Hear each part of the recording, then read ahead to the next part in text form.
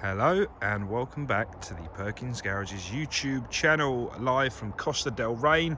It is a sweltering day, but I decided to cool you down. This Arctic White MG5. See what I did there? It's pretty clever, I know. Anyway, MG5 Excite. This is the standard range, so it gives you 210 miles of range coming from a 51 kilowatt battery, ladies and gentlemen. Let me take you around some of the features this Excite has to offer. First thing to note is the 71 plate. So that'll be the latter stages of 2021. MG give you 7 years of warranty. 7 years of warranty. So I make that 2028. So get it maintained for an MG dealer and you have warranty until 2028. Happy days, I hear you say. Okay, so let's take you around some of the features, beginning at the front of the vehicle. You might notice it's not got a conventional grille, it's all closed up, and that is for aerodynamic purposes. We don't really need as much cooling in electric cars, so they close it all up and they make it like a slippery seal going through the air, maximising your range. So we're going to lessen the drag of the vehicle. Okay, so I'm just going to open up the MG badge there, and this is where the vehicle is charged from. So you have your AC Type 2 charger and your DC CSS charger. So this enables the rapid charging. So if you're in a hurry and need to charge it quickly, this is the kiddie. For exact times and specifications of charging times, give myself or Alan a call and we'll talk you through everything. But I promise you, ladies and gents, we haven't got the time. We've got too much to cover. Here we have some beautiful headlights. These are the MG or SIAC light technology. So these are the new LED. You've got your daytime running lights there as well.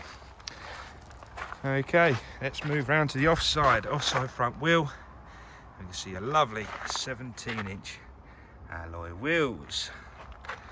These, I believe, are fitted with Bridgestone from factory, so you've got Bridgestone tyres all the way around.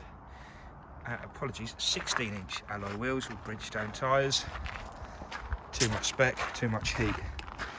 So, if I just zoom back a little bit, we can see the condition of the body there in the glorious August sunshine. Again, we have a Bridgestone on the rear, and we're moving our way around to the back of the vehicle. Once again, I've fallen over, and we have your rear parking sensors trailing across the rear bumper. Let's continue round to the near side. Lovely.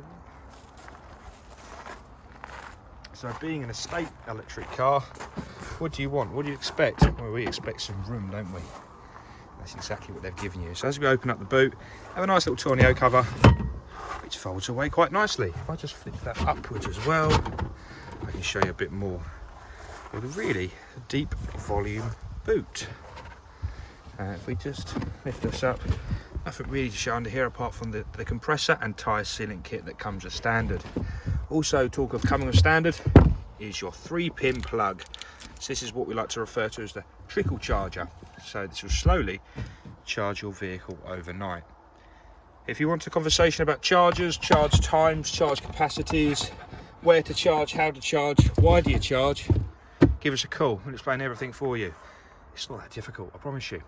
The test of storage and space of these MG5s is Alan can get all of his fishing tackle in here, no problem. Don't tell the boss, but he can get it all in here. So it also equates to golf clubs. You have this nice little storage indent in the well here, so you can get golf clubs and longer items in there without having to fold the seats down. But if you did need to, you can see how much space that gives you. Onwards, shut that up and move round to the driver's rear.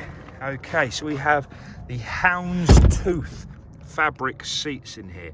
2 ISOFIX points feature on both outside seats, and again the houndstooth design, ladies and gentlemen, with the white stitching going around the outside. And you've got ample space for proper sized human beings. So let's talk some toilet, shall we? So on the driver's door is where you'll find all 4 of your electric controls. Obviously there's one on each door card as well. We have your interior locking. I know I haven't got in there yet. We're having a bit of a beep because I've left the key inside. Obviously if you didn't leave the key inside, it wouldn't be beeping at you. So let me shut the door. So we have a keyless go button.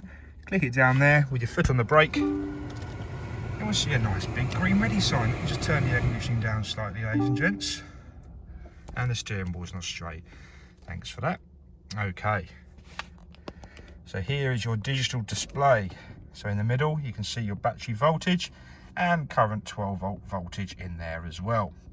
You can use the buttons on the steering wheel to navigate through this menu and through various trip computers, tyre pressures, battery and motor, and digital speedo.